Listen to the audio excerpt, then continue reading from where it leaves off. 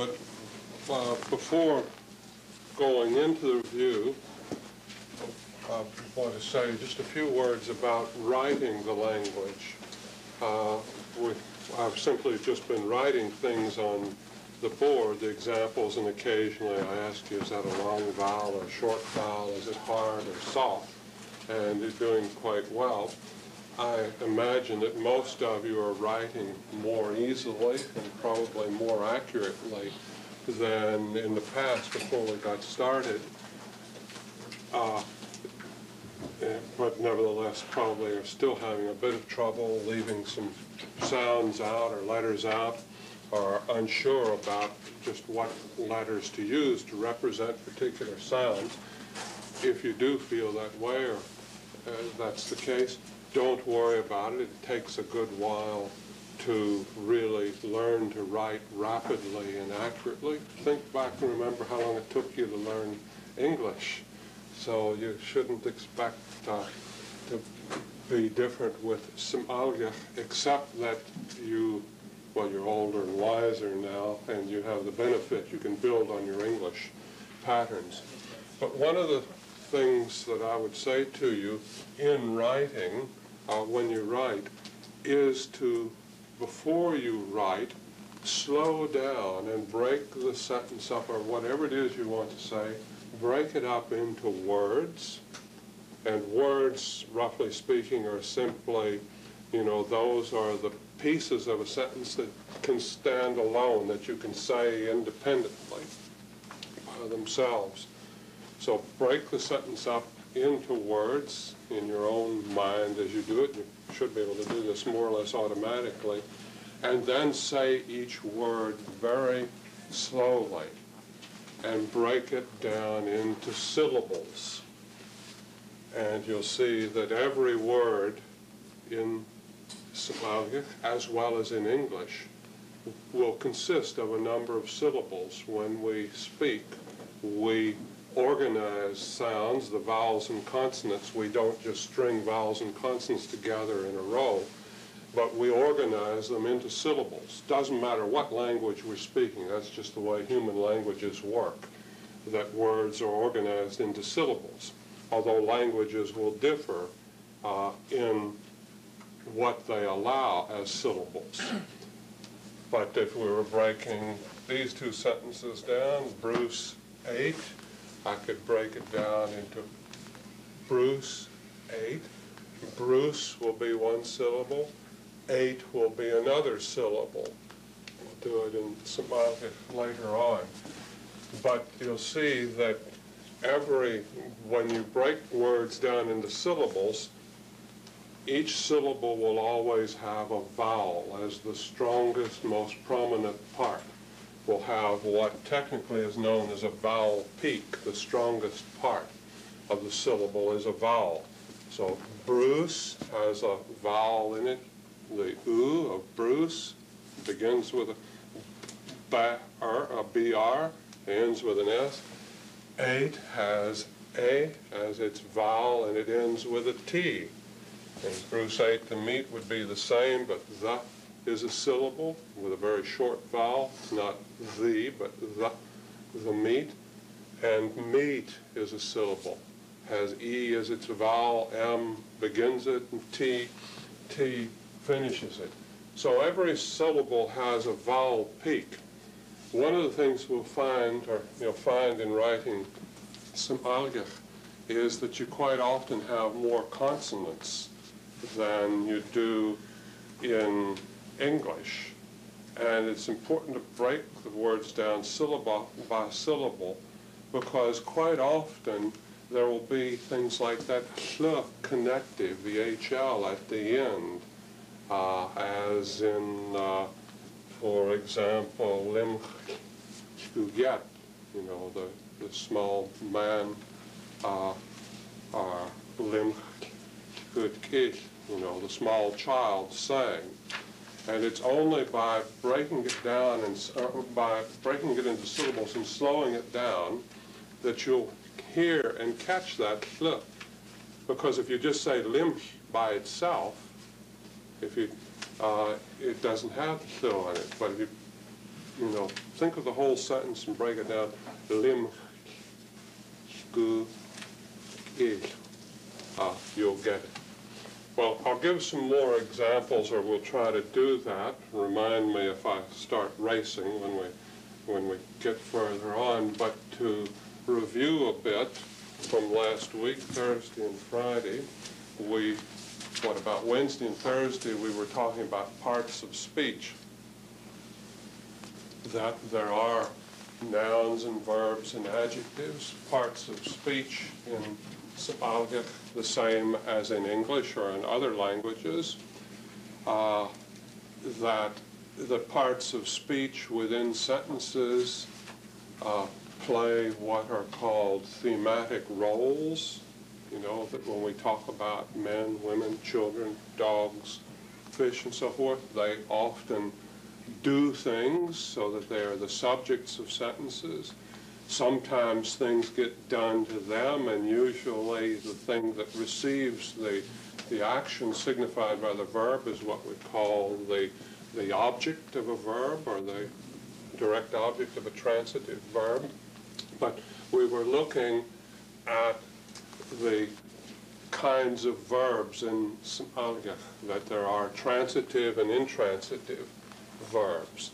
And it's extremely important, this notion, the distinction between transitive and intransitive verbs, which you may not have been aware of before, but it's at the very basis of how you put words together to form sentences. The intransitive verbs are verbs basically where to form a complete sentence you have to say who did that action. If you use limch, you have to say who did the limching. If you have a transitive verb like goop, with a transitive verb you have to say who did it and what got eaten. So, whereas with an intransitive verb like yok, which also means eat, you have to say who did it, but you can't say what Bruce ate. You can't say yok was Bruce smacked, Bruce ate meat. It just doesn't sound right, because yok is an intransitive verb, whereas goop is a transitive verb. Now, we then got on to looking at sentences and what I'll call the syntax of Somalic sentences as well as English sentences, some major features of subjects and objects in English and in Somalic. And I was telling you that the way that English treats subjects and objects is quite different from Somalic. That English has a kind of syntax that is called nominative accusative. Nominative accusative. And in order to make that meaningful to you, we needed to look at notions like subject of a transitive verb or transitive subject, subject of an intransitive verb or intransitive subject, and object of a transitive verb or just transitive object.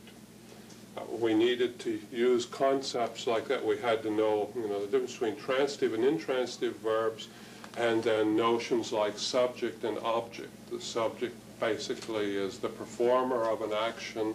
The object is basically or prototypically the recipient, the person or entity that is affected by what the verb describes. If we take English, the verb eat can be both transitive and intransitive. It's just a feature of English grammar that many verbs can be both transitive and intransitive. So we can say in English, Bruce ate. Don't have to say what Bruce ate. We just say, Bruce ate. He performed the activity of eating. And the verb is intransitive then, and it has a subject or an intransitive subject. That is, the subject of an intransitive verb. And in English, which is Bruce. Bruce is, the one who ate. Now, in English, we indicate what the subject of a verb is by putting it before the verb. The order of English sentences is such that the subject in English comes before the verb. And if we move down to this transitive structure, this transitive sentence, Bruce ate the meat, again we have a verb, but it's not an intransitive verb, it's a transitive verb because it has both an object and a subject. Well, again, Bruce is the person who performed the activity, so Bruce is the subject, but in fact, Bruce is the subject of a transitive verb. And we have an object here, the object of a transitive verb. It was the meat that, was affected by or received the effects of Bruce eating, the chewing, swallowing, and so forth, whatever takes place when we eat. But again, in English, the subject of a transitive verb, just like the subject of an intransitive verb, comes before the verb, and the object comes after. If we say, the meat ate Bruce, the meat ate Bruce, it sounds very strange, because meat doesn't normally eat a person. We can map a meaning onto it, but it's not that it's ungrammatical. The sentence is strange because we know that people normally eat meat and not vice versa. But what I'm getting at is that nonsense sentence, the meat ate Bruce, illustrates to us how in English, if the noun phrase comes before the verb, we interpret it as the subject. If it comes after the verb, we interpret what comes after the verb as the object. Whereas there are languages where you can put the subject, verb, and object in any order, and the sentence doesn't change its meaning because there are suffixes, let's say, on the nouns that tell you whether they are the subject or the object. If you learned Latin earlier in school, you probably would have learned different declensions of verbs and different categories of nouns, which tell you, how to make a noun into a subject, into an object, and so forth there. Now, English, to move on here, you see, English has a notion of subject, where it doesn't matter whether it's an intransitive or a transitive subject, it gets placed before the verb, whereas the object is after the verb. And a language like that, where transitive subject and intransitive subjects are treated the same way, and are treated differently from the transitive object, which has its own way of being treated or marked, that kind of language is called a nominative accusative language, nominative accusative. I'm sorry to have to use big terms like this, but these are the terms that grammarians have developed over the years. You may have learned them as something like subject and object, so that when you learned English pronouns, you know that there's a set of subject pronouns like I, you, he, she, and it, which can serve as subjects. And then there's a set of accusative or object pronouns, such as me and you, he, him, her, it, us, again, you and them, which occur only as objects. But when we translate these same sentences, give more or less straightforward translations of these sentences into Alga, we'll see that the syntax is quite different. If we want to say simply Bruce ate, we use this verb, yolk,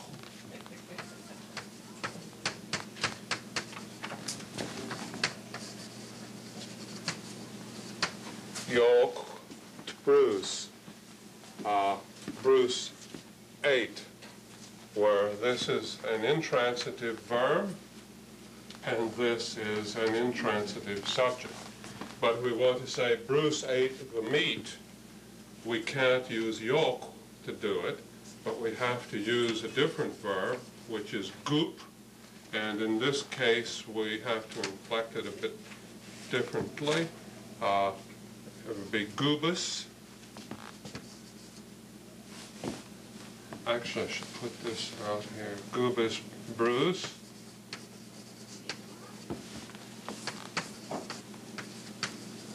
Smash. And I'll put the Bruce here, actually, to make my point more clearly.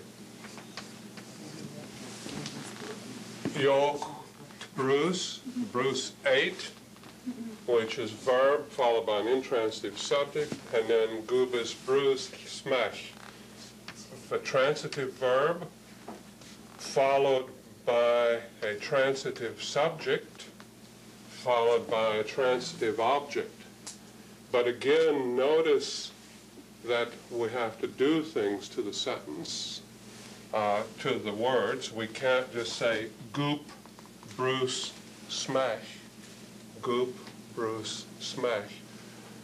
We can't just string the words together without inflecting them, as you do in English. You know, in English, it's just Bruce ate the meat. The words are not tied together in the same way, but as I'll say later on, if you have a proper noun as the subject of a transitive verb, then the verb has to have an S connective on it. This S is what's called a connective. And if the object is a common noun, then it will be connected to what comes before by a sh connective. I'll just abbreviate connective there as CNN. And notice that in Smalgach, that the transitive subject is treated differently from the intransitive subject. And in fact, the intransitive subject is treated exactly the same way as the transitive object. And we'll see as we get on to more complex sentences that this is true throughout the language. That transitive subjects are treated in their own special way, and transitive objects are treated the same way. Intransitive subjects are treated the same as transitive objects. The special linguistic terminology that's used here is we would say that the transitive subjects are what is called, they're in what's called the ergative case, and the transitive object and intransitive subject are in what is called the absolutive case. So that Smalgach is not a nominative accusative language like English, but it's an ergative absolutive language. This is something which, as I say, those of you who are speakers have known unconsciously or intuitively all along, but we're pulling this knowledge out now and focusing on it, and I'm giving you the terminology that grammarians and linguists have developed over several hundred years to describe languages. And while most of the languages of the world are nominative accusative, there are a good many which are ergative absolutive. The Inuit or Inupiq language spoken by people in the north is thoroughly ergative, Georgian, and many Australian languages. Okay, now also, well, do we have any questions at this point? We're doing review, but I feel it's necessary. Okay, well... What about the Goober Smash Bruce? Well, if we were to say Goobus smashed Bruce, Goobus smashed Bruce, that would be that there's a man named Smash. I mean, you could do that. I mean, you can. Or a bear. No, no, I'm saying if you say Gubis smash Bruce, it would mean that, you know, there's a person who has the name Smach or Smash. Whereas if we say Gubish smashed Bruce, it means the bear ate Bruce. But notice in any case that Bruce is the transitive object, and it's treated exactly like an intransitive subject. We're just changing the words within the sentence, but we have to fit this pattern. See, this is a pattern that I'm showing you here, which is characteristic of a good many sentences of the language. There. Now, again, to move on, I was telling you the other day, to start to move into new material, I was telling you the other day, the sentence types, the major sentence types of the language fall into three kinds. There are declarative sentences, there are interrogative sentences, which are sentences which are used to get information or to ask questions, and there are directive sentences, sentences that are used to tell people to do things, like Jochen or Guksmayest. Whereas the decorative sentences are basically sentences you use to tell somebody about something. We haven't looked at these two yet. We will in the next, hopefully, finish them for Thursday midday, but we're looking at declarative sentences. And also, right now, to start out, to be able to see the patterns, we're looking at simple declarative sentences, and specifically sentences that can stand alone by themselves, that don't have any other sentences inside of them, and what I call, and other grammarians call, independent clause sentences or independent order sentences. You know, in English, as in English, you could put sentences inside of sentences. In English, you can say, I saw the man, or I could say, I saw that the man was going home, or I saw the man going home, where it has, I saw the man as the main clause, and then that the man was going home as a subordinate clause, you know, put inside the sentence. Well, we'll see in Somalia, you can say exactly the same thing, but when you put, you know, that the man was going home, it has a different kind of order, you know, the way you string the verb and nouns together when you have a sentence inside of a sentence. In other words, it will be what we'll call dependent order. Okay, well, on Friday, we looked first at the simplest kind of declarative sentences that have just a predicate in them, just a predicate. There's no subjects, no objects. And I said there's this class of words that you could call them weather words or ambient predicates, words like hitu or misach or madam, that you can just use by themselves, and it's a perfectly good sentence.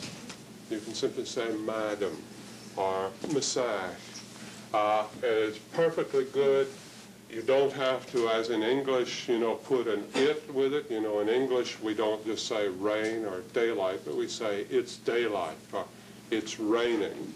Whereas in Somali, you can have single predicate sentences. But you can also put a predicate together if it's an intransitive verb is a kind of predicate. A predicate, by the way, is just simply, it's a word or a phrase that tells you something about some person or activity or whatever.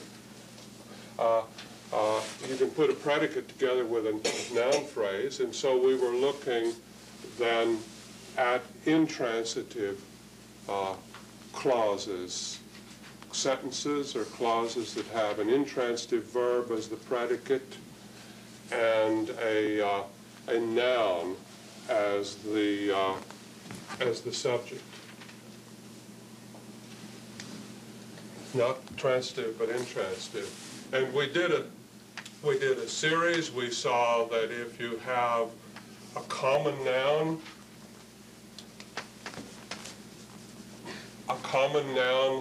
as the subject, then you have a sl connective.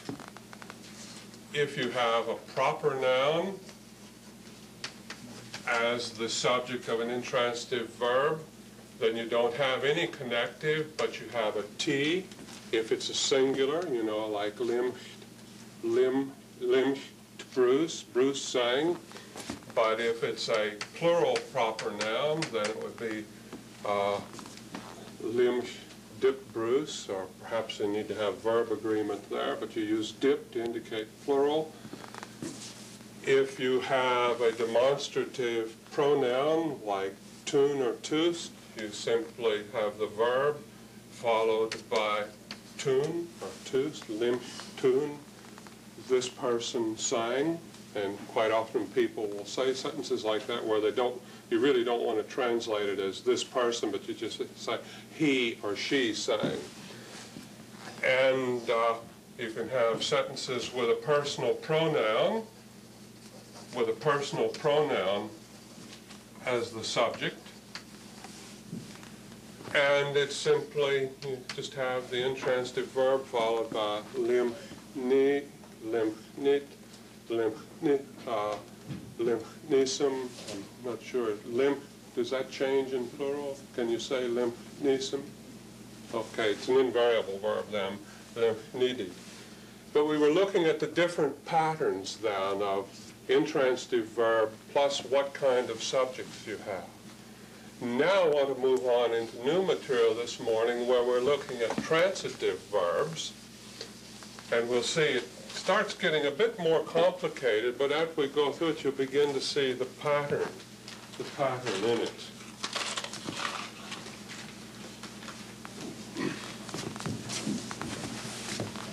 If, for example, you have a transitive verb with a proper noun as its subject, then the proper noun will immediately follow the verb. So this is the transitive subject. And if you have a proper noun as the object, it will follow the subject. In other words, the basic order of constituents, main constituents in a symbolic sentence is verb, subject, object. Okay, so let's use a verb like shema to help. Shema, and let's say Tom helped Mary. Okay, can I say Shema Tom Mary? Shema Tom Mary. See, in English, you just string the words together in particular order. In fact, the English would be Tom Shema Mary. And if you say something like that, I doubt that you would be understood. But we need to do certain things. First of all, Tom is a proper noun. Now, is it singular or plural? Tom is just one Tom. Mary, singular or plural? Singular. Okay, it's a transitive verb. Now, shema in this case then, because it's a transitive verb, we'll take a little suffix there. So it will be shemaye, and it takes the S connective, shemayes Tom, and that tells us then that Tom is the proper noun subject of the sentence. It doesn't tell us whether it's singular or plural, because we could say shemayes dip Tom. Tom and them helped Mary. But the object here has to have the singular T marker before it. So shemayes Tom to Mary. We could also say shemayes Tom dip Mary. Tom helped Mary and them. But notice that the order is this way. If I say shemayes Mary Tom, it's the same words, but the meaning has changed because Mary is the one doing the helping and Tom is the object, the person who got helped there. What happens if we come down our pattern here, and instead of having Mary as our object, we have a common noun. Let's say, next, Tom helped his wife. Tom helped his wife. Well, it would be the same. Timoyus Tom. Now, can we say Timoyus Tom next? That would mean, it would sound like, you know, he has a wife named Next. There. But instead, what do we say? Timoyus Tom next. So we have to use that connective hl there. And that connective hl tells us that what follows is a common noun. And in this particular case, because the hl is attached to a transitive subject, it tells us that what follows is a transitive object. But hl, when you see hl, basically what it tells you is whatever the word or phrase that follows is a common noun. If you see an s in some sentences, it will tell you that, well, the s will always tell you that what follows is a proper noun, but not necessarily that it's the subject. We'll see later when we get into the dependent order then. Okay, so we have transitive verb, proper noun, transitive verb, proper noun, common noun. Now let's try transitive verb, common noun, proper noun. And let's say the child helped Mary. So we have Shema, and for child we'll say Shku Ish, and Mary. The child helped Mary. Can we just say Shema, Shkud Ish, Mary? No, we're leaving something out. These connectives are extremely important. Can we say Shmoyas Shkud Ish? No, not unless the person is named Shkud Ish. There, and that sounds a bit strange, but Shkud Ish is a common noun, so what connective do you think we'll use? We can't use S there. HL, our old friend the HL, which is the most common connective in the language. Now, can we say Shemoyas Shkud Ish Mary? Use an HL here? No, because Mary is a proper noun, it has to have that T, which tells us it's singular. Shemoyas Shkud Ish Mary. Or we could say, if it was Mary and somebody else, we could say Shemoyas Shkud Ish Dip Mary. Mary, the child helped Mary and them. That extra HL. Is that T connected to Okay, just a minute. Where's the extra H? Oh, okay, that's a good point, Delia.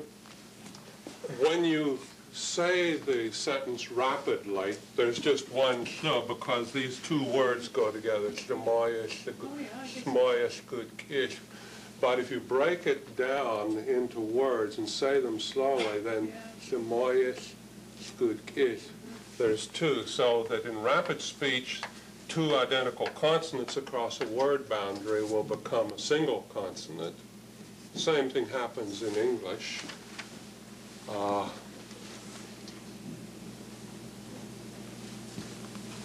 Take a word like, a phrase like this saw, this saw. We normally don't say this saw unless we're talking very slowly, but we say this saw, this saw. You see where the two S's come together? Well, it's the same here. And I believe that in writing the language and presenting it to children or people learning it, that even though these come together in rapid speech, that in writing you want to put both in so that people get this pattern, that you have to have a connective, that links the verb that links the subject, noun phrase, to the word that precedes it. See, these are called connectives because they link one word with the previous word. In this case, the question that you ask over here, is T a connective? It's not a connective from what I've been able to find out that attaches to the word before it. Some older people, in fact, will, I've seen pictures over on the Nass River where, for example, the picture will have a name on it. Instead of saying, just Audrey McKay, it'll say Audrey McKay there, indicating that, it's a proper noun. In other words, the T, when you break things down, in the usual case, the T goes with what follows it. In the same way, the dip, you say, dip Mary. I mean, you wouldn't say, Samaya's good kiss dip, and then Mary. So in other words, these two attach to what comes after rather than linking, the noun to what comes before. But the noun here, the object noun, has to follow the subject noun in a transitive sentence. Okay, moving on. What's the pattern if we have a common noun subject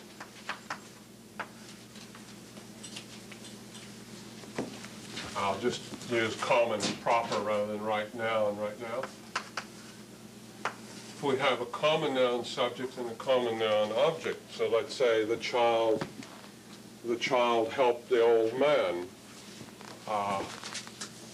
We have Shema there. Child is good kid. And I should practice what I was preaching earlier. If we write and we want to break things down into syllables, scoot, kish, scoot, or scoot, kish, breaking it down into syllables. And old man, can I simply say logum we get? Is that all right for old man? Logum we get. I'll write that all as one word because it's pronounced generally all together. Logum we get. Can we say Shema, good kiss, logum we get, just like that with nothing? No. We have to use the HL connective, but can I say Shema, good kiss? Shema, good kiss. Now, we have to have this ye part in here. This ye part is what telling us, the ye actually tells us the verb is transitive and that it's a verb. So, Shema yish, se before the common noun subject, and good kiss. We need the se before logum we get to indicate that the object is a common noun. A common noun.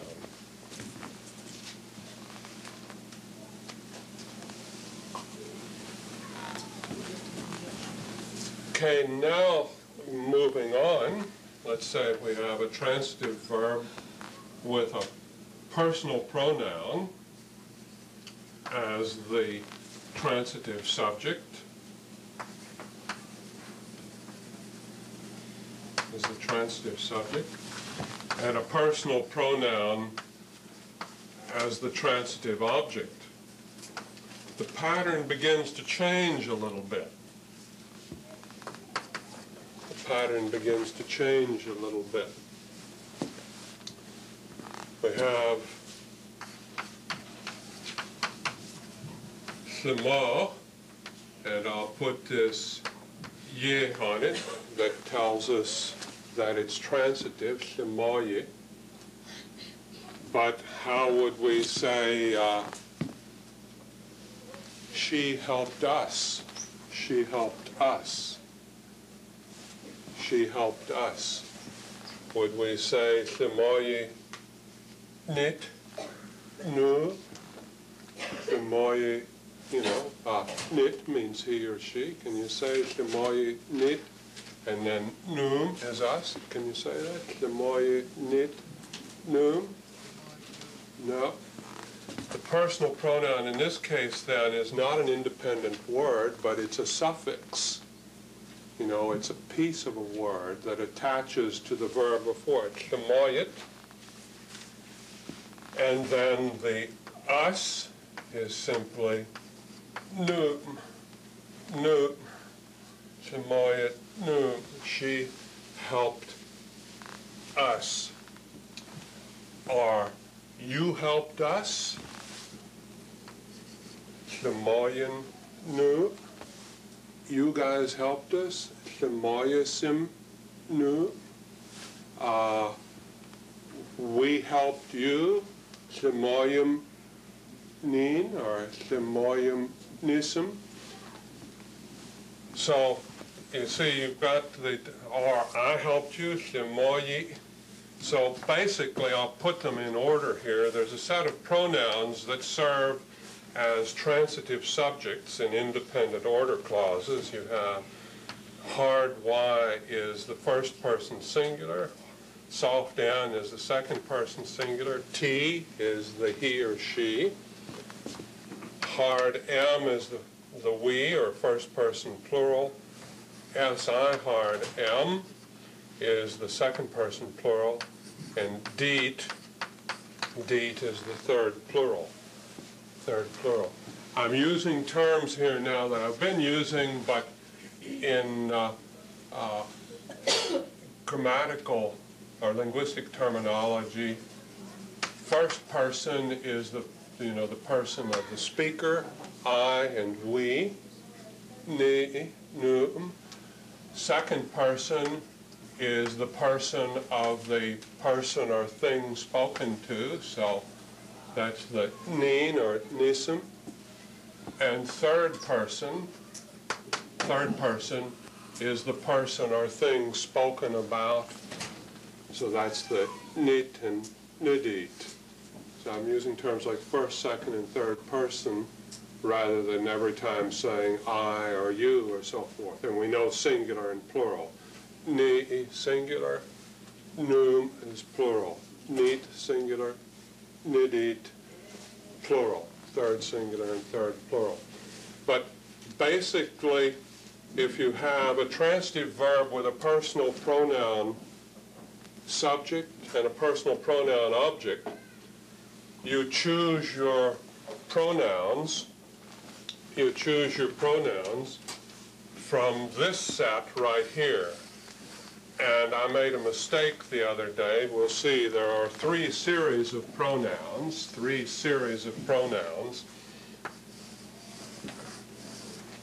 And this series right here is called Series 2, the Series 2 pronouns. I think the other day I told you that the pronouns that occur here, I said Series 2, and in fact I'm correcting now, these are the Series 3 pronouns. So for the transitive subject, or the subject of a transitive verb in independent order, you use pronouns from this set. For the transitive object, or the object of a transitive verb in an independent thing, you use pronouns from this series, the full ni, nin, nisim, nidit series. You may wonder, well, why are these called Series 2 and Series 3? Where is Series 1? Well, they're called that because they occur in this order, and there is a Series 1, as in yuk nishaman, where you have ni, dip, t, and so forth, which, occur before the verb. They're in the first position over there. And we'll get onto those later. Those take us into what are called dependent clauses there.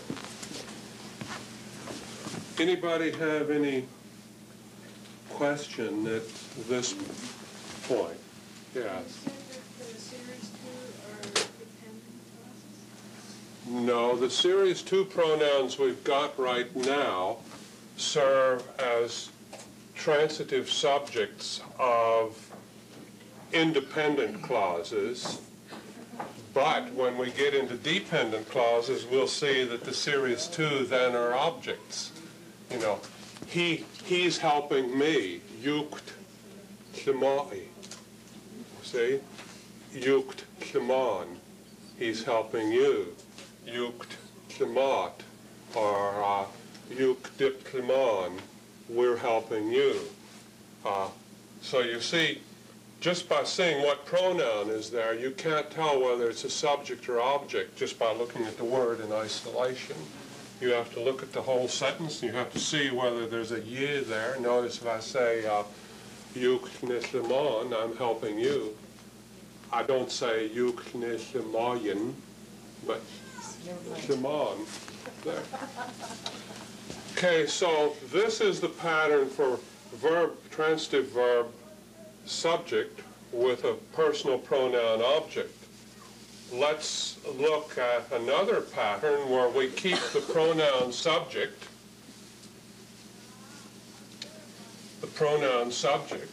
and I'll just abbreviate it as pronoun now, where you have a personal pronoun as subject, but you have a proper noun as the object. Proper noun as the object. And I want to say, I helped Mary. I helped Mary. Well, Mary is going to be out here. Can I say Shema ni'it Mary? No, broken, oh yeah. I have to choose the right pronoun from this series 2 set right here, and because it's in independent order, I have to mark it as transitive. So, Shemayi Tmeri. Shemayi Tmeri. Simply, you use the pronoun, and then you use the T if the proper noun is singular. How about I helped Mary a noun? Shemayi dip Mary. It'll be okay.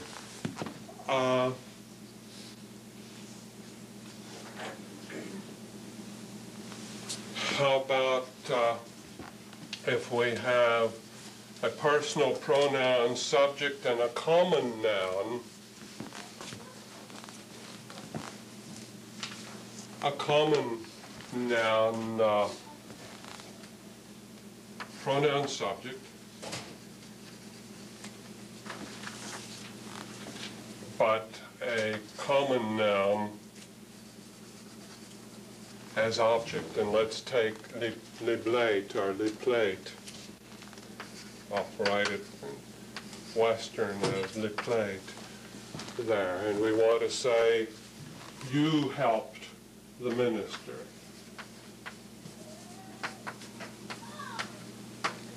Shema. Can we say Shema nin liplate? No. Again, broken grammar. We want to say you singular, you know, nin and Shema liplate. You're the one who helped the minister, but to put it into the simplest sentence there, you singular, Shemayan.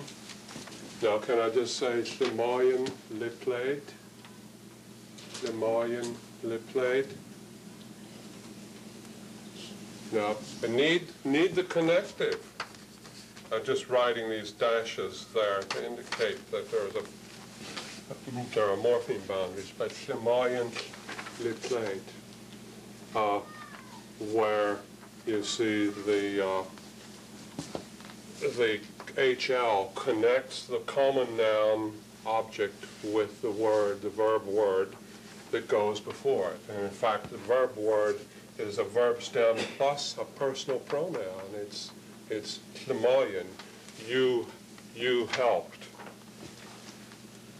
Getting a bit more complicated now, but we'll get through this before the break. If you want to have, if you have a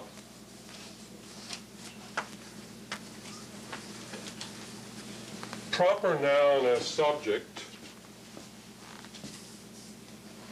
and a third person pronoun as object. So something like Mary helped them. Mary helped them. So I'm not just putting proper noun subject and pronoun object, because we'll see that there's a difference between whether that pronoun is a third person pronoun object as opposed to a first or second person pronoun object. Then the syntax is a bit different. But we want to say Mary helped them. Mary helped them, and so the them is going to be nidit. Nidit. Can I say simply Tlema Mary nidit? No. Tlema yes Mary.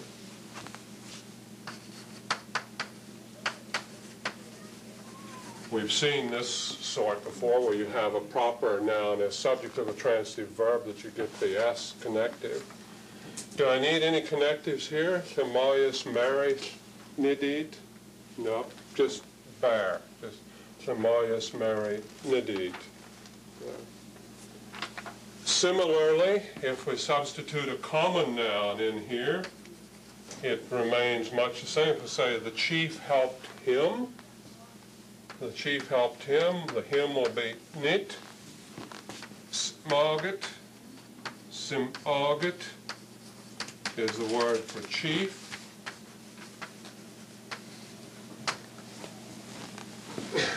Can I say Tlemas aget nit? Okay, we need to, put the y in to indicate transitive and put our tl connective, Tlemayet, simaget. Any connective here? Tlemayet, simaget, nit? No, no connective, just bare there. Or I could say the chief helped them. Tlemayet, simaget, nidit. The chief helped them. Perfectly good. Now, watch where you have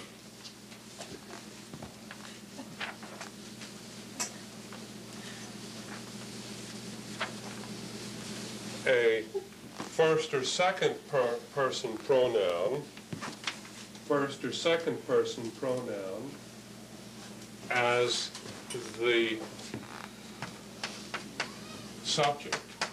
First or second person, first or second pronoun as the subject. And you have any pronoun as the object. So, transitive subject, transitive object. Excuse me, just bugging this up. Where we have we'll start with a proper noun, as the subject, and first or second as the object. Ignore that last little bit. So in other words, we want the sentence something like, Mary helped us, or Mary helped me. Mary helped us, Mary helped me. We're going to have Tlema and Mary, and let's say me, ni. Okay, now how about Samoyas, Mary, Ni? Okay? Samoyas. Well, we put the ye in to indicate that it's a transitive verb, and we have the S connective that tells us that the following word is a proper noun, and in this context it's also the subject. And then we choose the appropriate pronoun from the series 2 set, you know, the ni, nu set, Samoyas, Mary, ni. How about Mary helped you guys? Okay to say Samoyas, Mary, Nissen. Okay, now I see some of you looking a little bit puzzled right here, perhaps a bit disapproving, because there is another way of saying these sentences that is, it's the older way, and you might say it's the better way. This is basically a younger person's way of saying it. That usually, if you look at the speech of older people and in the old stories and so forth, if you have, if you have a first or second person pronoun as object, and either a proper noun or a common noun as the subject, and you see that proper noun and common noun has to be third person as the subject. See, I could substitute in here, you know, the chief helped me, and I would get Smaget ni, the chief helped me. So you can just extend the pattern there. But the general rule for older people's speech is that sentences like this, in fact, occur in a different order. That the older way would be Samoyed ni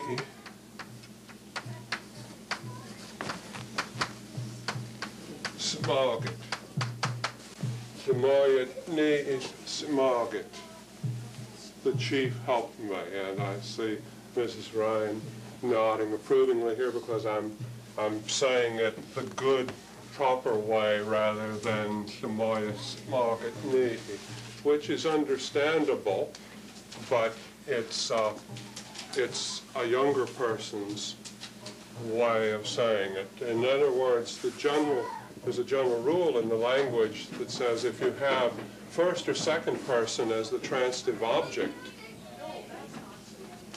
and a third person proper or common noun subject, then you really should take that proper noun or common noun and change it into the appropriate pronoun and then move it to the end of the sentence. I'll give you a really technical term here. This is what is known as right extraposition.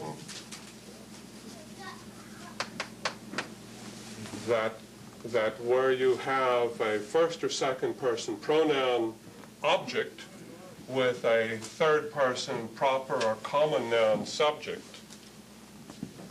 that the best way to form a sentence is to take that proper noun, common noun, and to extrapose it. Extrapose means place it to the right of the object, but you leave behind the appropriate pronoun. You know, T, third person singular, is the pronoun that's there.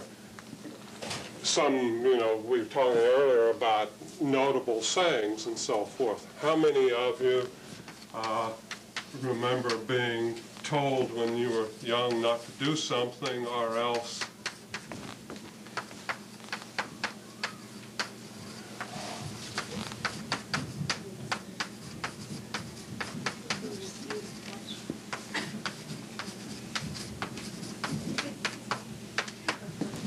Dim good it means good gunus, or dim good it means lula. You know, or dim good it means what? You know, the author will get you But notice that those are sentences that have, you know, the transitive subject is gut genugs and lulak and what. And the object is, you know, nin or nism or whatever. It's a pronoun.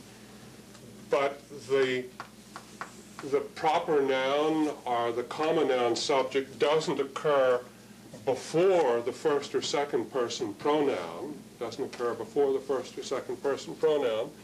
But instead, it gets right extraposed, and you leave this T pronoun behind there. So it's literally something like, you know, future, he will get you the owl. It will get you the ghost. It will get you the otter. You know, as a sort of literal translation from English, but that's not really the best translation for it. Now, I've talked about these kinds of sentences a lot with people in the past, and I've just eaten into 5 minutes of our break, but when we come back from our break, I'll say a little bit more about them, and then we'll tie up the grammar boat for the day and move on to something else. And that will leave us to go on tomorrow into the dependent order, into when you have a sentence inside of a sentence, how you have to switch the pronouns around and use pronouns like n, m, dip, and so forth.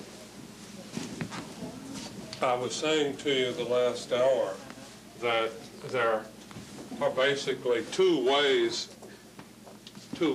of constructing sentences, transitive, independent order transitive sentences, where you have a transitive verb where the subject is a proper or common noun and the object is a first or second person pronoun. It has to be first or second. It doesn't matter whether it's third. That has a different pattern. That particularly many younger people will simply put the words together in that order. So, shemayas, smaget, ni, shemayas, smaget, nisim. The chief helped me, the chief helped you. But that older people, and in the older materials written down, say, 30, 40, 50 years ago, the Bible translations and so forth, that where you have a first or second person pronoun object with a third person, with a proper or common noun subject, that in fact you find what's called right extraposition, that the proper or common noun is pulled out of where you would expect it to be and put to the right of the object, and you in fact get sentences of this kind here. The chief helped me. The chief helped you guys. Where you see it's literally something like, he helped me, the chief. And I reminded you, for many of you, that you would have heard your old people tell you such things as dem gudet nin gut kunux, or whatever, that is exactly that kind of right extraposed structure. Whereas younger people will say, dem gudet gut kunux nin, the owl will get you. The two kinds of sentences mean the same thing, but the order, the syntax is a bit different. What's interesting, and I also say I've talked about this a fair bit in the past. I remember when I was here 6 years ago and again 10 years ago talking about it with people, and being told that the extraposed structure, well, if you have a sentence following, what we call a complement sentence, that typically you wouldn't extrapose. Let me put a sentence on the board that illustrates what I'm saying.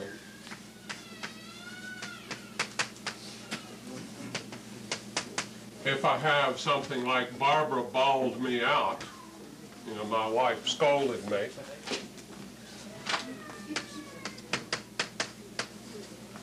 the axis Barbara nii, or it could be Thiaxit Niit Barbara.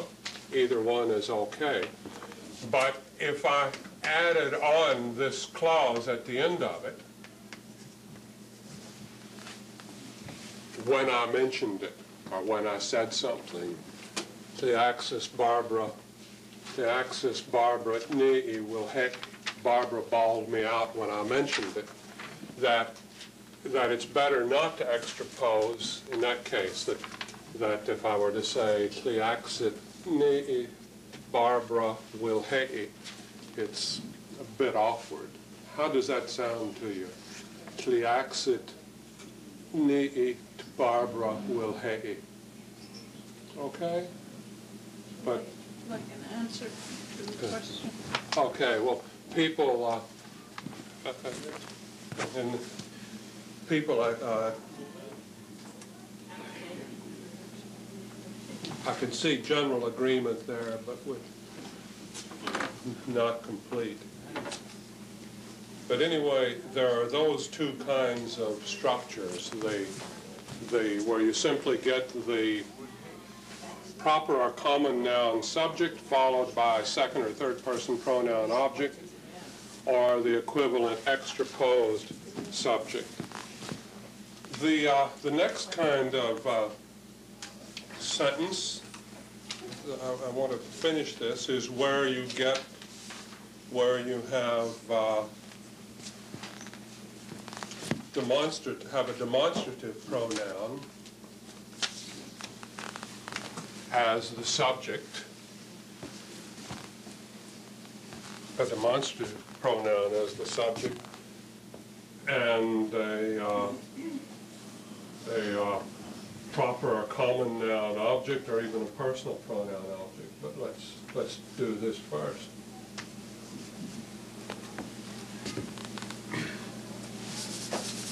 Transitive verb, and let's say you have a demonstrative, a word like this or that as your subject, and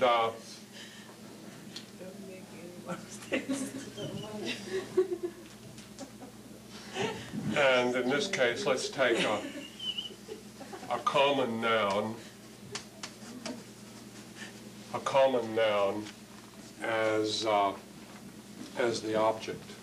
And let's just, for this case, let the common noun be a complex thing. I'm actually going to use a sentence now which I actually heard some years ago and wrote it down.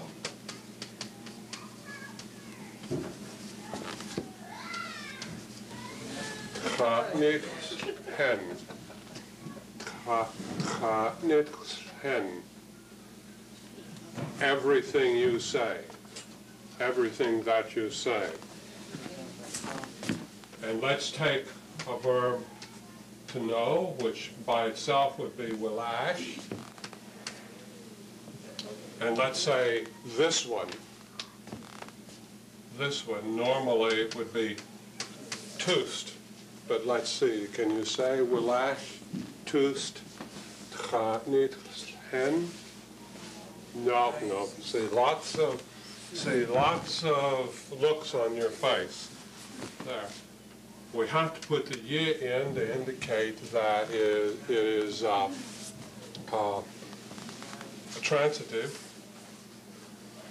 The S connective. Now willijstun, gaat niet hen. No, just willijsun. Willijsun, gaat niet hen. He knows or he understands everything you say. Tell you the background to that. Debbie might remember, but when I went to Kitwingle 10 years ago and I was introduced and I talked at the beginning in Smout, and Debbie must have said something to the lady beside her, I don't know, and she said back to you, he understands everything you're saying. And so I wrote it down. But the point here is that you see, it's it literally means this person understands everything you're saying, but it was, you translate it as he there, because they hadn't been talking about me. But you see the tune tust, you drop the T part of it, and just have will I soon or will I soust. Will I soon or will I soust. What if we wanted to say, that means one person, what we want to say, these persons understand everything you say. Would we say, can we say, will I sipun? No, what do we have to say there? Yeah, will I stipun? Where I would write dipun as a separate word then. Will I stipun gaat niet hen. Gaat niet hen. They understand everything you say. If you had that one, it would simply be will I soest or will I depust. Depust would be the others.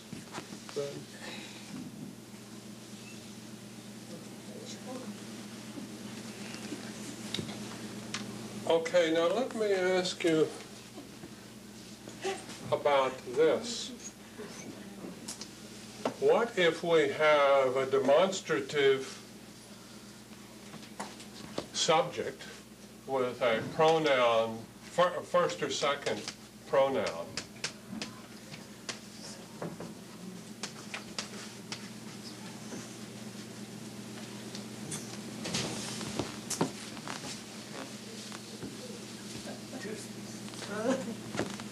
Could I say they helped me? Would it be okay to say,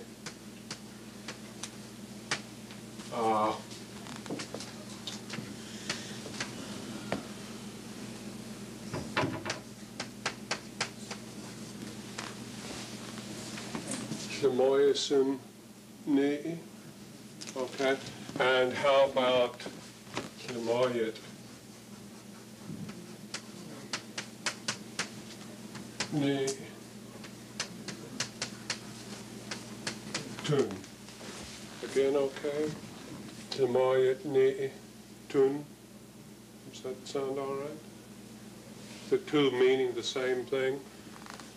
Or Shemoyes depust ni. They helped me.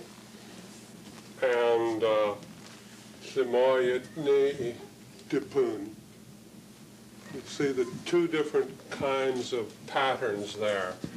The one where it's verb, subject, object. Here it's verb, third person pronoun, object, and then you have the demonstrative pronoun over here. These are the ones that are called right extraposed. Does anybody have any questions now or any comments? This takes us through the independent order transitive structures. If you go back through, I think you'll see that you have we're looking at structures where there's always a verb, which is transitive. There's always a transitive subject, and there's always a transitive object. And essentially, what we were doing was changing the subjects and the objects. Seeing the different combinations of common noun, proper noun, personal pronoun, demonstrative pronoun. And we could see there are different patterns of, when you use the connectives, when you write extrapose and so forth. We have an expression in Australia, stunned like a mullet. And you all look like stunned mullets. Do you know what a mullet is? A mullet is a warm water fish. It's thin, long, swims in schools, and the Aboriginal people get them, you spear them with a four-pronged harpoon. You chuck it, you throw the spear with a spear thrower. Very good eating mullet, but I don't know why, we just had this expression You say somebody is like a stunned mullet, means, you know, they're just sitting there suffering from grammar overload.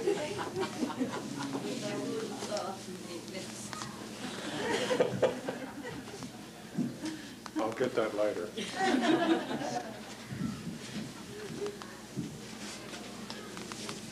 Okay, well, we'll shift gears now. We've tied up the grammar canoe, and we'll explore some other territory right now.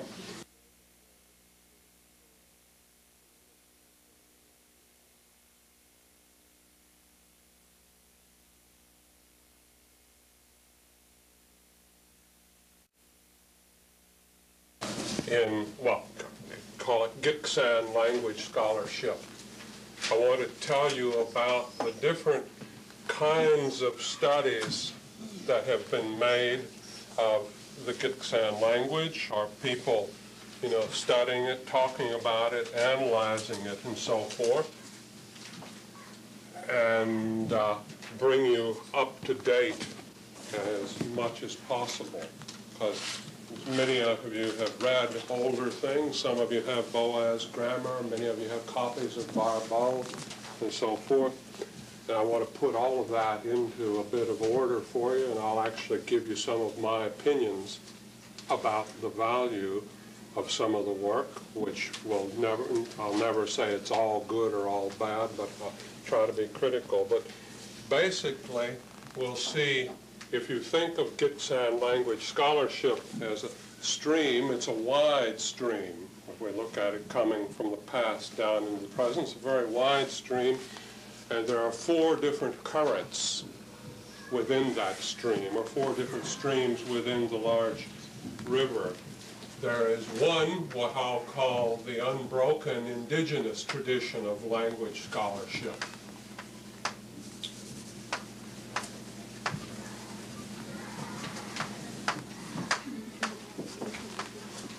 The unbroken indigenous tradition.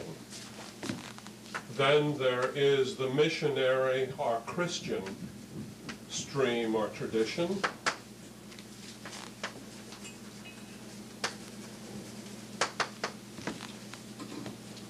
Then there is the educational stream.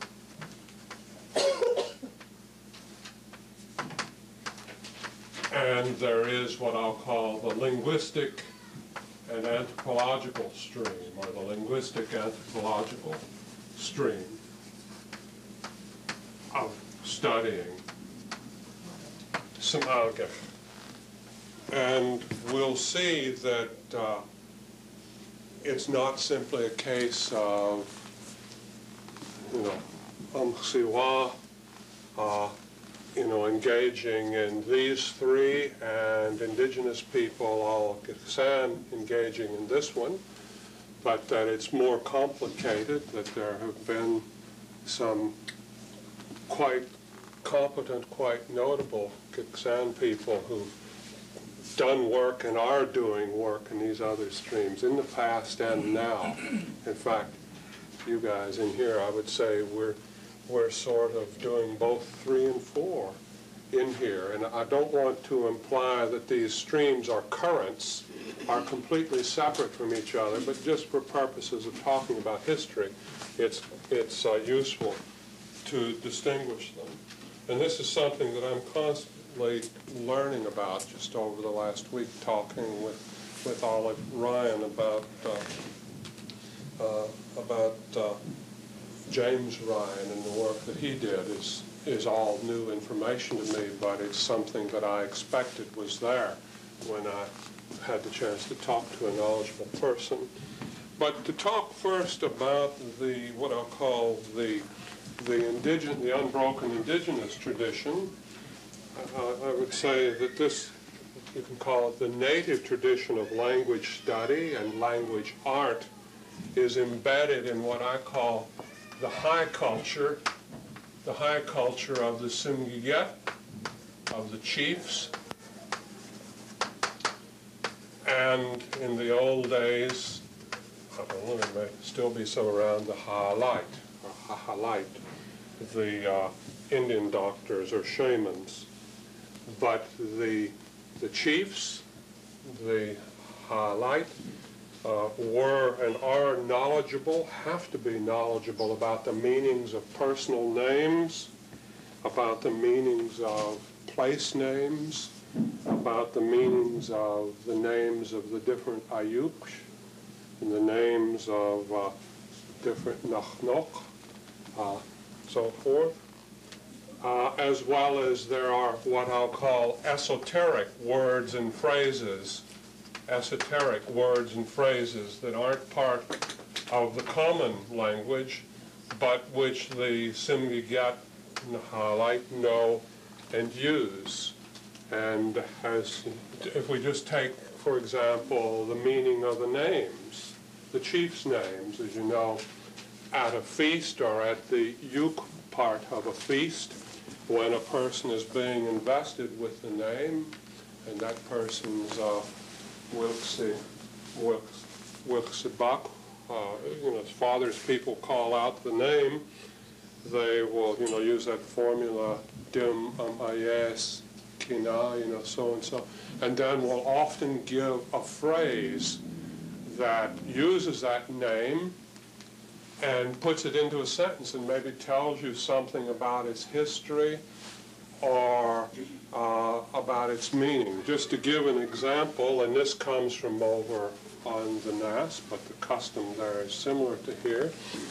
Say, for example, if there was a name, Ligi Ni Tai.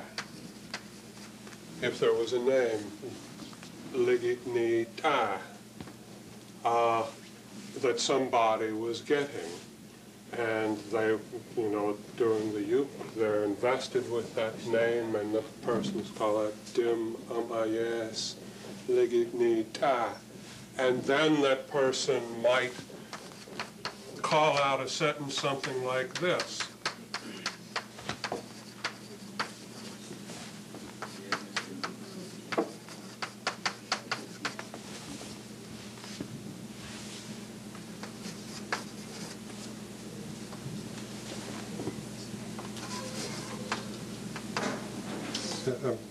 I'm not sure it was Ashkan or Ashlachkan, but Leginitas Skak Ashkan.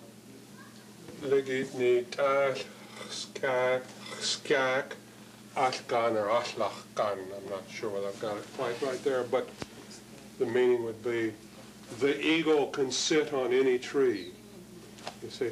So that in this indigenous tradition of the Simgigat, the chiefs, you've got to know this phrase, be able to break down what its meaning is, and to put it into a proper context that says something about the clan. See, that would probably be a Lachskik name there. And in the old days, quite often the names would they belonged to houses, but you would choose names if they made a bit of a reference to the person's father, to the father's clan. They're what's called cross-clan names. Well, you see, that is, I'll call that language scholarship and knowledge of language art.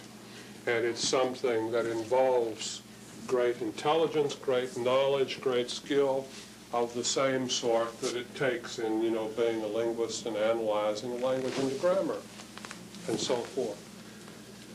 Similarly, as you know, when you go to the feast and you listen to the chiefs speak, they use generally what we would call in linguistics a special register, where the voice pitch is a bit higher.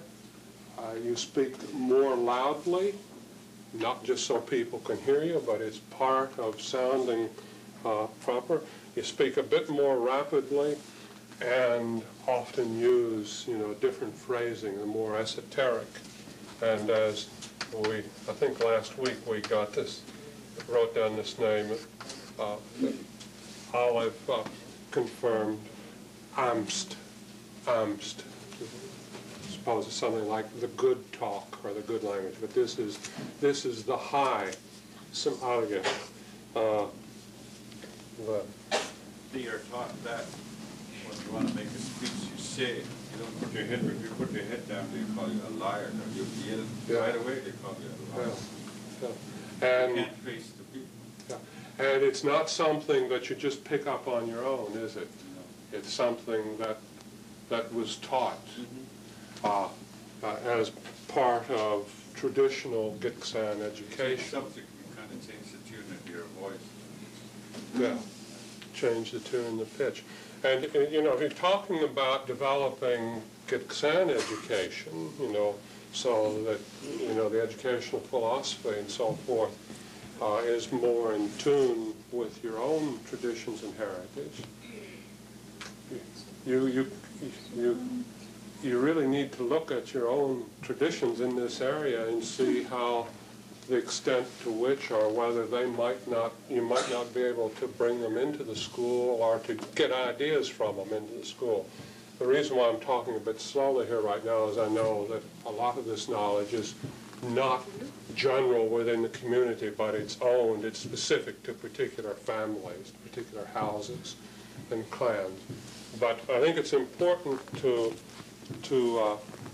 be aware that there is this unbroken indigenous tradition of language scholarship. The next one that I put on the board, the next current of language scholarship, is what I call the missionary Christian current. And this is one where, this is something where I've done a fair bit of searching in the primary sources in the provincial archives down in Victoria. And the first missionary to do any Gitksan language study was Bishop Ridley, William Ridley, who spent the winter, or 2 winters actually, William Ridley, in 1879, 1880, and 1880, 1881. He spent those winters in Hazelton.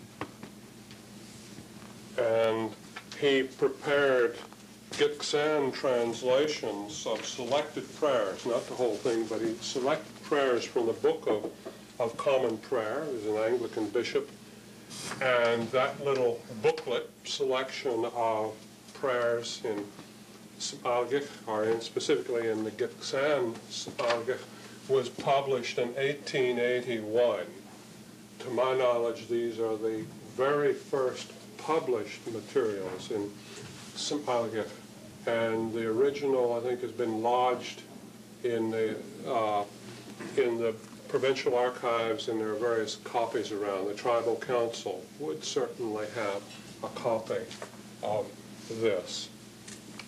The next missionary who came was John Field, who came, I think, in 1886, who learned the language and I understand spoke it very well. And John Field School is named after him. But I've never come across anything that he wrote or published there. So I just mentioned his name. But the next significant language scholar was a man who lived in this village for a number of years, and I want to talk about him at some length. The Reverend Alfred Edwin Price. Reverend Price, or Mr. Price. He was an Englishman who came from England to British Columbia in 1884. And immediately came here. He went to Fort Rupert with Reverend Hall in 1884, was there for a few years, and then in 1889, he was at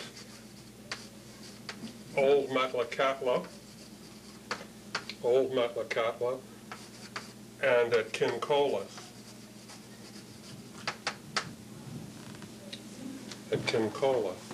And then he came here to Kitwanga to the Anglican mission here in 1889.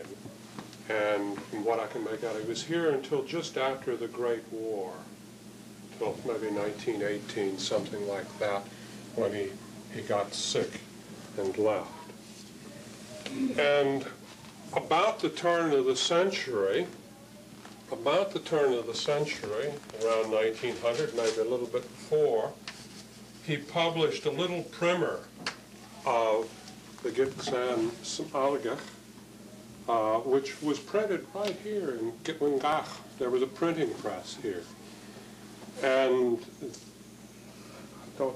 there is a copy here that I put here in 1882, so look around. If not, the Tribal Council may have one, or if you can't come across one, write to me and let me know, and I'll make photocopies of what I've got for you.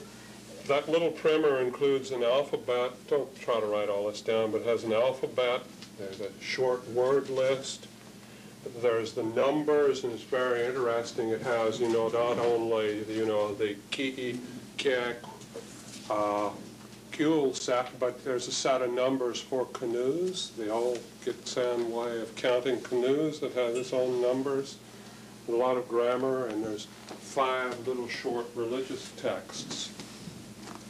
And then in 1906, Reverend Price himself published a gospel. It was just the Gospel of St. Luke, very nicely bound in a hardcover and translated into, it was supposed to be translated into Gitksan. And I want to talk about Reverend Price in more detail right now, because some of you may have seen that St. Luke, and that St. Luke is a bit different from what I can make out from the St. Luke and the other Bible translation that was done later with James Ryan and local men here. And I want to go into that. Did they have the same alphabet as what we have today? No, they used the English. They used the English alphabet, but often were a bit different. So, for example, where we write HL, they had an L with a line through it like that, or sometimes just an L and then an apostrophe before it. In the works that J. Powell used, you have, the old alphabet. It's better than just using English, but some of the hard and soft sounds and the back sounds and so forth, it doesn't have enough letters, really. But for a person who knows the language, it's quite easy to read. And Price's translations, everything is there, all the pronouns and so forth. There's nothing left out. Now, from my work looking at published materials and also unpublished sources, and I lived for a summer, I was a month in 1968 living in old Gitksan, or the old village, and Reverend McCulloch's house was still there up behind the village. And there were lots of, printed pages and notebooks around the place. And so with Hubert McMillan, who was not yet a deacon then, hadn't been ordained, went in and went through and got everything that needed to be salvaged, we did, and made copies, put them in Victoria, and then there are copies there for the use of the schools. But it's quite plain that in these early years that Reverend Price was working very closely with J.B. McCulloch, James Benjamin McCulloch, who was the Anglican missionary over at, actually not Gitksan, but Aents at Old Aents on the Nass River. In fact, McCulloch and Price were both ordained together in July 1890. They took ordination together in July 1890. and other records. You know, Reverend McCulloch printed a newspaper over there called Hakaka, The Key, and I've seen some of those, and I know that Price preached over there using Smalgach in 1896. In Reverend Price's little primer, he gives acknowledgement to Reverend McCulloch for his alphabet of 1894. McCulloch, in other words, what we call the old alphabet here that Reverend Price used, actually came from McCulloch's alphabet for writing the Skamch there. And the alphabet that's used in the 1906 version of St. Luke is, you know, it's a version, it's basically the same as this alphabet that McCulloch used to write there. Reading the introduction to Reverend Price's introduction to St. Luke, he gives credit to Robert Tomlinson for helping him revise the translation of St. Luke. Tomlinson, you've heard of, was a missionary at Means-East, Cedar Vale, but before that Tomlinson had been at Kincolith on the Nass. He spoke the language very, very well. He was not only a missionary, but he was also a medical doctor. He didn't actually have a degree in medicine, but he had all the training he required to get a degree. He didn't take it. And Tomlinson, on the other hand, he supported Duncan, and when Duncan had an argument with Bishop Ridley and, you know, moved the people up to Alaska. But in that 1906 version of St. Luke that was published here, then Price gave credit to Robert Tomlinson for helping him revise the translation. And we know for sure from what's written and from what all people say that Tomlinson, the way he spoke was Niskamch. That's what he learned and what he continued to use. He had a Nishka accent. He spoke in the Nishka way. And the reason why I raise this matter is because I've read through most of the St. Luke that Reverend Price wrote, and the language in it is not really our Smalgach, but it's much closer to Niskamch than it is to the way people talk here. I won't go into features of grammar, but for example, where we say tune and toost, if you look in Price's St. Luke, he writes tgon, tgost, tgon and tgost, which is the Niskak way of doing it. It's not the old way here, it's the Niskak way. In the little primer, the word for glass, he writes in this way, TGWA, tqua, which is the Niskak way, whereas we pronounce it simply as twa. And what's very interesting is that somebody in that primer has gone through with pen and ink and corrected forms and has written beside tqua, has crossed it out and written twa. I wonder whether it was James Ryan who did that, you know, correcting Reverend Price there. And also Reverend Price, as I say, well, I won't go into detail, he uses Niskak forms. The only distinctively Gitksan form that I've seen in there is, you know, our word for heavy is steam. So if something's heavy, we would, well, for heavy metal, we would say steen and toots, heavy metal, whereas in Niskak it would be malgakskum, toots, like that. Now, it's not plain why Reverend Price would use Niskak language forms in his translation and call it Gitksan, Gitksan Smalge. There's no reason to doubt that Price did most of the translation in translating St. Luke, because there's no record of McCulloch doing that, but we just don't know why he chose to write in Niska rather than in the proper Gitksan way there. But I'm speculating now that he must have realized that there was something, that he wasn't doing something right, and that it was after that, perhaps, that he, realized something was wrong and began to work with James Ryan and the other men here to get a proper translation, to move from Niska to Gitksan. Well, if he was working with Tommen, then naturally he'd go with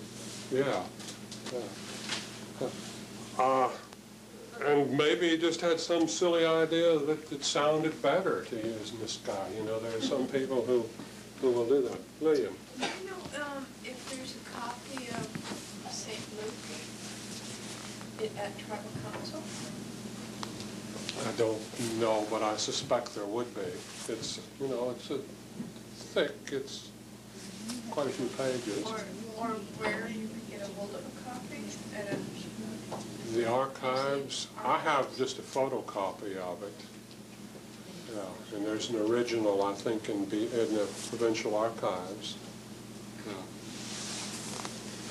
But I just pose it because there's a bit of a problem, but it's, it seems to me clear after listening to what Mrs. Ryan had to say last week, that Reverend Price must have realized that his translation wasn't the best it could be and that he needed help, and in fact it was James Ryan and these other men who went through and did the hard work of doing a whole new translation.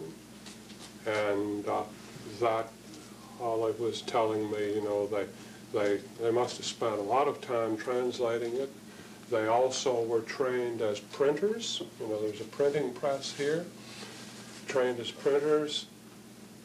Guess they got it printed but needed money to bind it and cover it, and were unable to carry the project through because the bishop and the diocese didn't give them the money and give them the support that they needed. But I think it's useful for people to know that the language in the 1906 version of St. Luke is Niskaum rather than our own Gitksan Smalge here, but that there were attempts to correct that situation later. Another point is that the primer that Reverend Price printed about the turn of the century, maybe in the late 1890s, is an educational work. It's not just Christian missionary work, but it also is, this was a primer meant to use in the school. And I think it's reasonable to assume that the primer was used to teach children here in the mission school to read and write. Smalge. And from what I've read about Reverend Price, he stopped teaching in the mission school here about the beginning of World War I, at about the beginning of the Great War.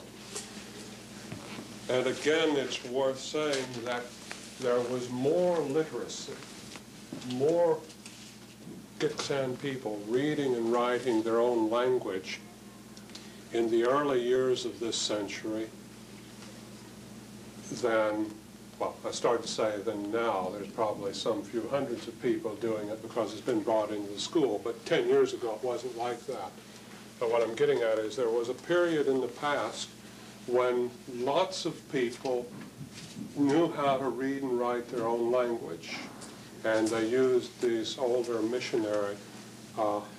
missionary alphabet. I had a brief chat last night with Don Ryan about this, and he was telling me that in his work that he had uncovered lots of letters that some of his relations, some of his relatives, think of his grandparents' generation, had written where people would write letters to each other in Somalia rather than in English. And so that, literacy is not a new thing now. It's an interesting question then to go on and to ask, well, why hasn't that literacy that was here 80 and 90 years ago, why didn't they build on it and keep it going?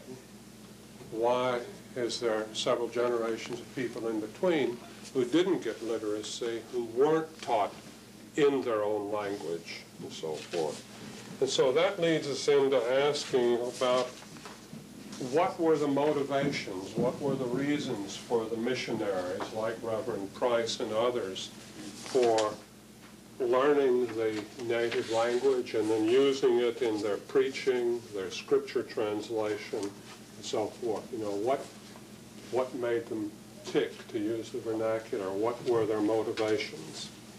Again, that's pretty clear. Their primary goals were religious conversion. Their primary goals were religious conversion. They wanted to save the souls of the people whom they and the old people referred to as heathen, to convert, to save the souls of the heathen. But they also had another agenda in mind, not just Christianity, but they had a view that Christianity was indissolubly, or it was linked with what they thought was civilization, that you had to live in, man, wife, and children in small single-family houses. You had to be employed. You had to be thrifty. You had to save what you earned and accumulated and so forth, so that to participate in feasts, where you take savings and earnings and use those in the broader social economy, they saw that as wasteful and as heathenism. They wished to uproot and to stamp out traditional Indian culture and social practices. They were against totem poles, against the use of dance masks and rattles, and they were especially against what they called the potlatch. And in fact, Reverend McCulloch gave a number of times around BC and in the country, he gave a paper where he talked about the evils of the potlatch. Basically, the part, what we would call uke, that part of a feast where people are called on to witness the new heirs being invested with a name and so forth. But the missionaries were against traditional Indian culture and society, and they thought that Native people not only had to become Christian, but they had to take on a new life like white people. I don't want to paint them as all black or as all bad. They weren't. Their views on slavery, for example, there was slavery here in the past. There was plural marriage here in the past, where some men had more than one wife. And the status of women, perhaps, was something that not all traditional women would have accepted, or that you modern women wouldn't accept the old ways. Well, the same is true in mainstream white society, too. But anyway, the missionaries did have some progressive ideas. But for them to accomplish their aim, to convert people, they had to do language work. And they had to learn the native language if they were going to reach out and speak directly to the hearts and minds of the old people. You couldn't preach and reach the hearts and minds of the old people in English because they weren't English speakers now. Or to speak to them, to preach to them in Chinook jargon wouldn't have worked because it wasn't that widely known, and as well, Chinook jargon was simply not as rich a language as Sampalgif is. The missionaries also were greatly concerned to teach the children in schools. Because you see, by getting the children, you not only could teach them about Christianity, but you could educate them in civilization as they saw it. And they were greatly concerned to teach the children English in schools because they expected that the children would be leading their lives in English. In Gitman had a fence across the other side of the totem pole. Yeah.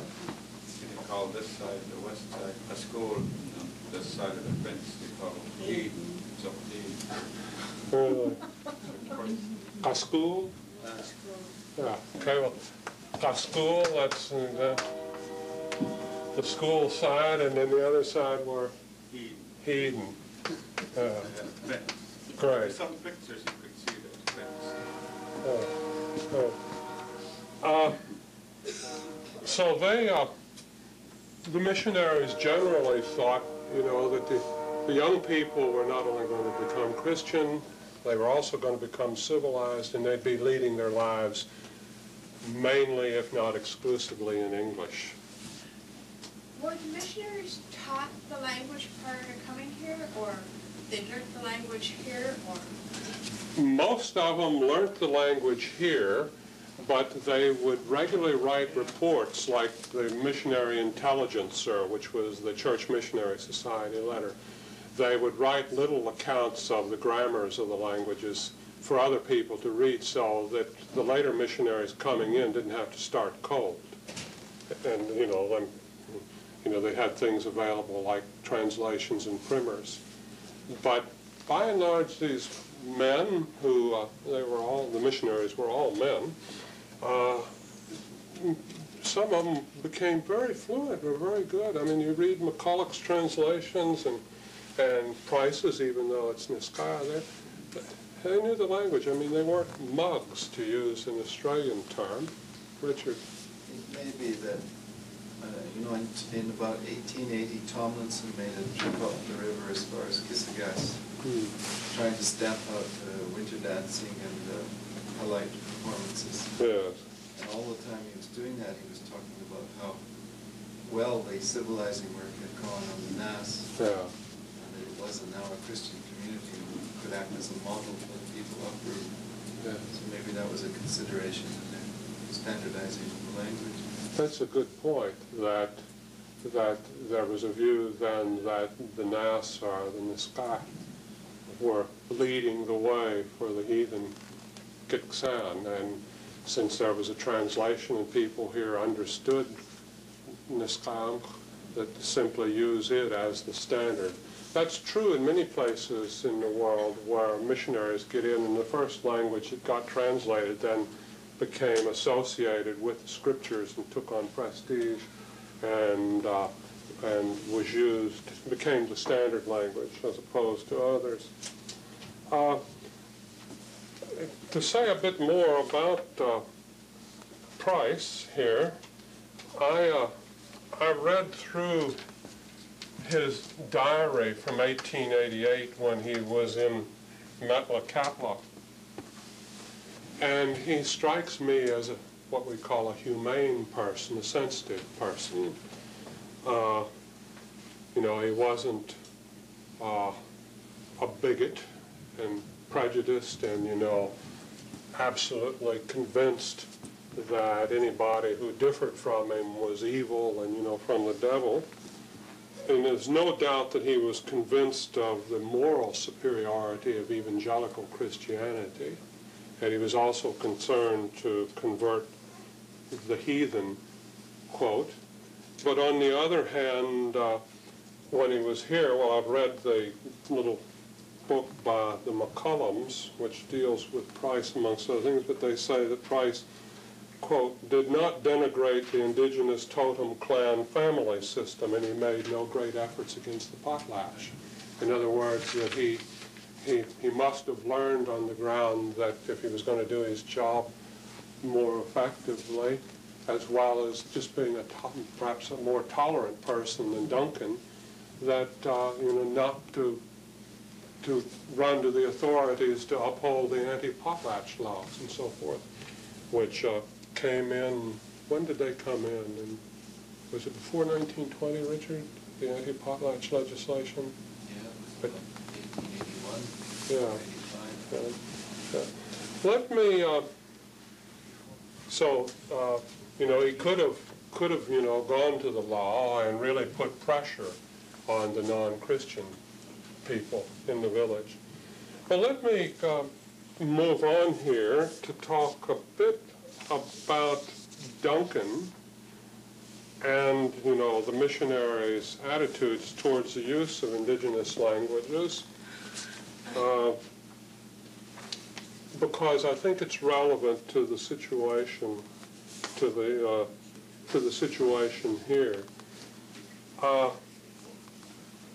Basically, William Duncan learned Tsimshian in the 1850s down on the coast, first at Port Simpson, then he took his people over to found Metlakatla, and then he argued with the bishop. In about 1887, 1888, they moved up to Alaska, to New Metlakatla.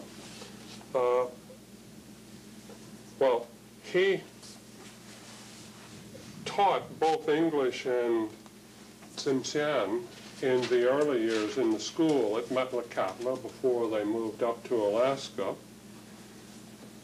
But by the late 1860s, 1870s, he was mainly teaching in English. He used Tsimshian for preaching and in the church, but the education very quickly, in the 1870s, was all in English.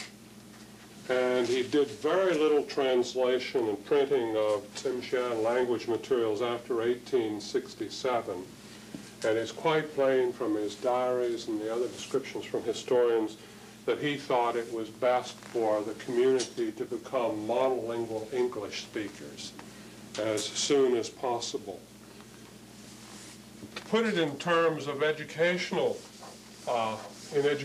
terminology, educational pedagogy, Duncan believed in what we would today call a transfer model of bilingualism. A transfer model of bilingualism, which is different from a maintenance model of bilingualism. Two ways of using indigenous languages in the schools, the transfer model and the maintenance model. In the transfer model, you teach children in their native language, different from English, first, teach them to read and write, and use that as the springboard for moving them on into English. So they may start out in kindergarten or the first few grades using their own language, but you just use that to build on and to move them as quick and as efficiently as possible into English. That's how Tsimshian tell him. Yeah, and that's... Lure them into telling them they're teaching their language. Yeah. 2 or 3 months to discuss. Yeah. Get them into it so that they're able to understand English well enough by using, moving them through the native language and then transferring into English. Whereas the maintenance model, or a maintenance model, is where, it's one that I think you probably are trying to develop. No, are trying to, you are developing it here. Where you teach the children in their own language, in their indigenous language, and they learn things like reading and writing, they learn arithmetic, science, or a bit of history, and their own traditions and so forth, which helps in learning English if they don't know it already, or if they know English already, they also are taught in English. But you continue to teach in the indigenous language as well as in English. In other words, you see the school as an institution which can support the indigenous tradition as well as to give you access to the mainstream tradition. It's something that I personally think is a good thing for people to to have access to English and knowledge, mainstream source of knowledge, but at the same time to be able to have your own too, and to see your own given the same value and same status. Now, it's plain to me that this model, this transfer model that Duncan developed, is what McCulloch used over on the NAS. It's what Reverend Price used here. They learned the language, wrote materials in it, but it was a means to an end, namely religious conversion and civilizing, or what today we call assimilation. They didn't regard the languages, the study of the language, or the study of the indigenous culture and society as a worthy end, in themselves, or as worthy ends in themselves. Whereas all of you, I'm sure, are here because you regard your own language, your own tradition as something that's valuable and is worthy of study, just for themselves, and as well for your own personal growth and so forth. Myself, as a non-Gitksan person, I find them, I study them for themselves because I can see the beauty, the elegance, the truths. There are other ways of living your life than as an English-speaking person or as an Australian or an American. There is a Gitksan way of living your life, and by studying Gitksan language and culture, I learned something about that, and I hope it's made me a better person in some ways, and certainly it's meant a lot to me over the years to do that. But I wanted to discuss this in here to make you aware that the missionaries were not disinterested parties. And of course, after World War, the Great War, significant numbers of kids began to be sent off to residential schools. When did that actually come? Do you recall, Neil, the residential school system? Well, I think it came very early, because Fairly it early. seemed to me there were some people that were born maybe before 1880. They went to Port Simpson School. But would there have been great numbers of people in the earlier days going? Well, in that time, I would say there would be. I think Peter Martin's father, I think, was one that went, and I think Charlie Smith's mother, I think, went. And then there was, and then that Port Simpson, that really early, and then they went to Kukulitsa. Yeah.